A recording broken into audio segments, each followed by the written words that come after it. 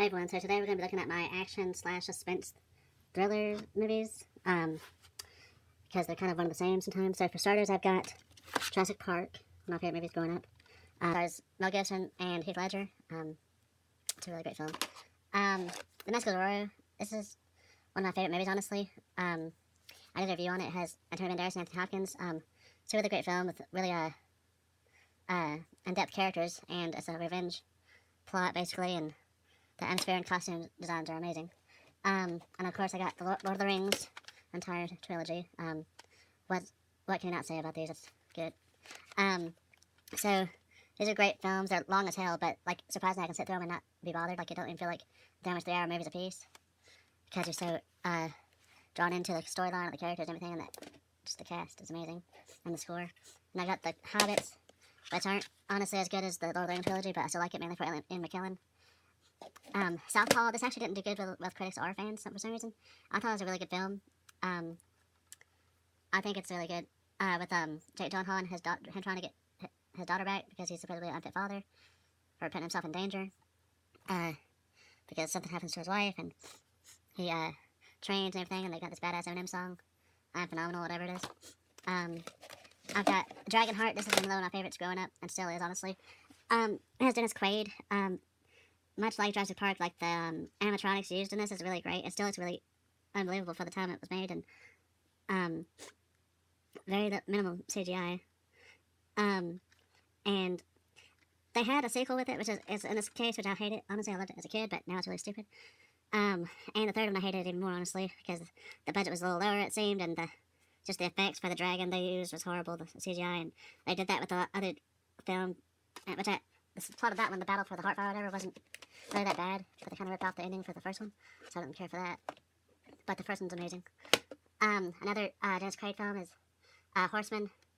I don't think it did too well with critics either, but it's a really good intense thriller about this detective just trying to find this killer that's basically starting the 4 Horsemen of the Apocalypse type kills, kind of like Seven. I guess it's maybe why it didn't do well because it's been done before, but I think it's really good. Unleashed. This is one of, well, I have so many favorite movies. This is a really good Jet Li film, and it really just a really good, not just an action, which is really brutal, but also it's a really good heartfelt film too. It balances out really well with him finding their family, basically, and being treated like a dog. And Morgan Freeman's in it, so that's one good thing, really great thing about it. And Bob Hoskins, rest in peace. Which I always confused him, Bob Hoskins, and Danny DeVito together because they're both short and fat and bald. But now I don't have to confuse the two. Deadpool 2. Deadpool. I was so excited when this first came out. The Dark Knight trilogy. I really love Christopher Nolan's take on the Batman movies and characters, of course. The only thing about this is that the reason I wanted this so bad, the set, is because I was hoping they would have some kind of special features about Heath Ledger as the Joker, like his makeup or whatever. And there's really nothing in there about it, just about the, Batman's gadgets and shit. But it's a great film, though. All of them are. Batman Begins, honestly, I think is a better, more solid story than The Dark Knight, which call me crazy, but it is. I just like The Dark Knight a lot, just as much, mainly because Heath Ledger is the Joker. And I got Spider-Man, Sam Raimi. It's a really good film. I love the Green Goblin. William Dafoe is the Green Goblin in it. I'd quote him all the time as a kid. And even on my old channel, I did like an impression of him. Spider-Man 2. Arguably one of the best superhero movies there is. Which, rightfully so, honestly. Wonder Woman. I think it's a really good film. I was actually surprised at how good it was. I thought it'd be better than most of the later DC films because Patty Jenkins, the director of Monster, and Stop Loss directed it, which she always does really good as far as directing goes, but this is pretty good, minus the villain, the David Thewlis, which is the same problem with Dragonheart, honestly. He's in that too. I've got the original Star Wars.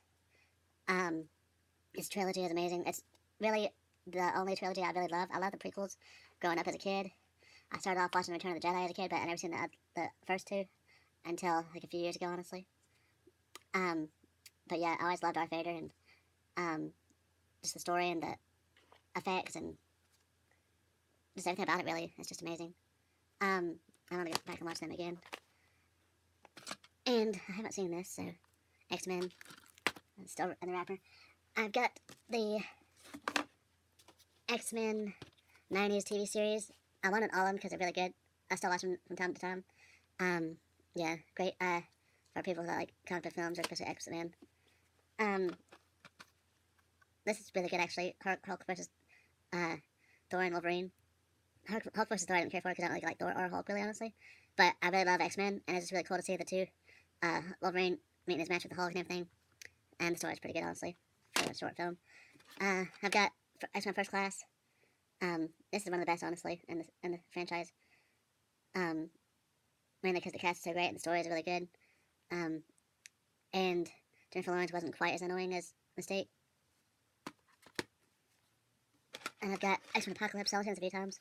It's not that great, honestly. It's not terrible, but at this point, like, as much as I love X-Men, they're kind of milking the cow by now, so I'm not really excited for the Dark Phoenix in the slightest because it's already been seen before in cartoons and movies, so we got the original, which is really good. I got a comic based on it, and I had a little Hugh Jackman plush, Wolverine with the claws pop out, but I gave it to my nephew when I moved, unfortunately. But this is really good.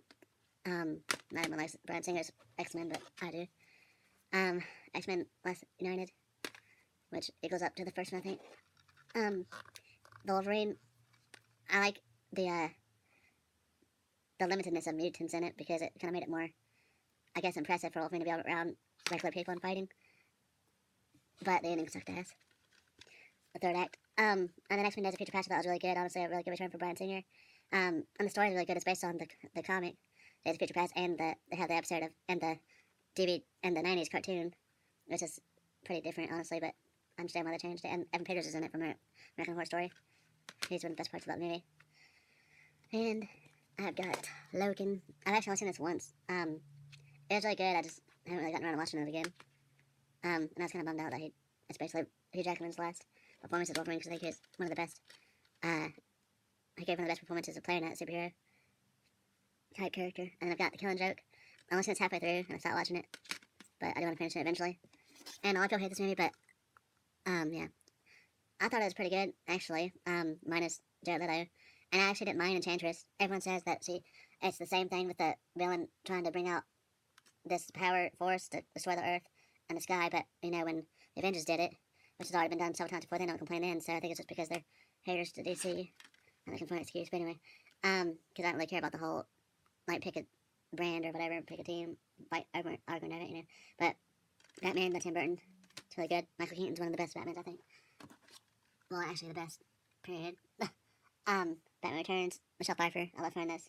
Danny DeVito does one of his best performances in it, which doesn't really say much because I don't think he's that great of an actor, but he's good in this. Michael Keaton's good. Okay, everyone's gonna laugh at me now, but I got Daredevil, the film with Ben Affleck. I actually really love this film.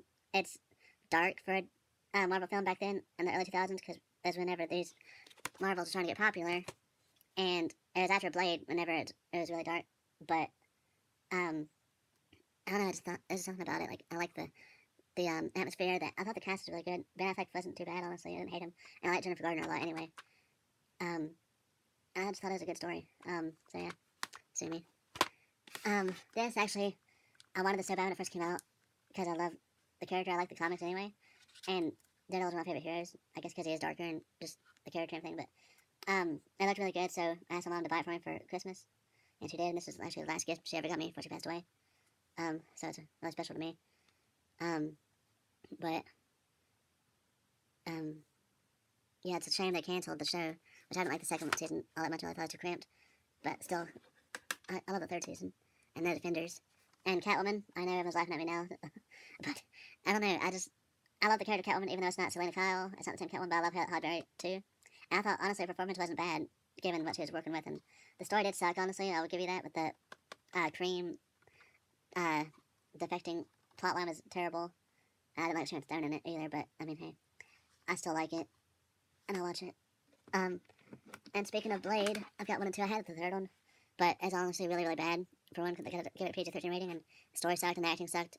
Really aside from, well, Jessica Biel's a great actress, but she didn't do much in it to really sustain. And Ryan Reynolds was good, but he didn't do much either, really. It's just like the choreography is really bad in it, but the choreography in this is really good, I thought, because Wesley Snipes does his own stunts, and minus some of the really bad CGI in the original, I still think it's good. You can overlook that. And then last, but not last, but one of the lessons on that shelf is RoboCop. I love this film. It scared the hell out of me as a kid, because the ending scene where one of the thugs gets burnt in acid and his body's melting, and he's like, "Help me!" Yeah, it's really creepy. But the movie is really great. It's a classic. It's rated R. and you can simply see why it's really bloody and graphic, but the story's really good. And I hated the remake in theaters. That's one movie I wanted to walk out of, but I didn't. I wanted to at least finish it, which regrettably I did. Gladiator. This is a great film. Russell Crowe and Joaquin Phoenix. They should have won for that, for the villain. And it has Richard Harris, the late Richard Harris that played the original Dumbledore in Harry Potter 1 and 2. It's a great film. The score is amazing. I own that as well. So, yeah, definitely check that out if you haven't. This is a thriller. It was like $9 when it first came out because it's like a low budget. But it has Nick Jonas in it, which I don't think he's a really good actor. But I want to see it because Dermot Mulroney was in it. I really like him a lot. But the story is actually really pretty good, honestly. If you look it up, you'll see. And The Long Kiss Goodnight. This is a really great film. Gina Davis and Samuel Jackson. She basically gets put in a coma, and her memory gets, like, she puts on this mom persona where she starts this new life afterwards, but then she realized later on that she was an assassin. And then she joins forces with Samuel motherfucking Jackson. Motherfucker. But it's a really good film. I think that's pretty much it. Well, okay, I have like a few more. Okay, I've got Legend. That's more like a fantasy film, but I mean, it has action in it, so I'll include this. Tim Curry's in it, and Tom Cruise, one of his first films. So I'm not a big fan of him, but Tim Curry I love, and he's great in this. As well as the prosthetics, I thought was amazing. I think it won for best costume, or best, makeup effects. And The Edge, this movie scared the fuck out of me as a kid. It's not even scary. Like, it's basically a survival movie, with Anthony Hopkins and Alec Baldwin, where they're trying to escape this bear that's on this island because their plane crashed. And in the meantime, Alec Baldwin is in love with Anthony Hopkins' character's wife, and he wants to basically leave him behind on the island and stuff. But then Alec Baldwin actually ends up needing his help because he knows how to survive. And the vodka's been reading up on it, and he has the intelligence to know how to navigate and escape the bear and defeat, certain obstacles. That's a really good film. Trapped. This is based on the book. It's a really good film. It has Kevin Bacon and Charlize Theron. I don't think it did very well, honestly, with reviews and stuff, but I thought it was really good. It's a thriller. And Charlize Theron, of course, does her usual great performances, and Kevin Bacon's actually the villain in it, and I thought he was pretty entertaining, honestly. It has some pretty comedic lines in it, and it has young Dakota Fanning in it, and she's great too as an actress. Unfortunately, she can't find as much work now, somehow. The Revenant, another survival film. This is a great film. Leonardo DiCaprio won his first Oscar, which was long overdue, but he won it and he deserved it because he actually ate raw meat for this film, which he didn't have to go that far, I don't think, but he did.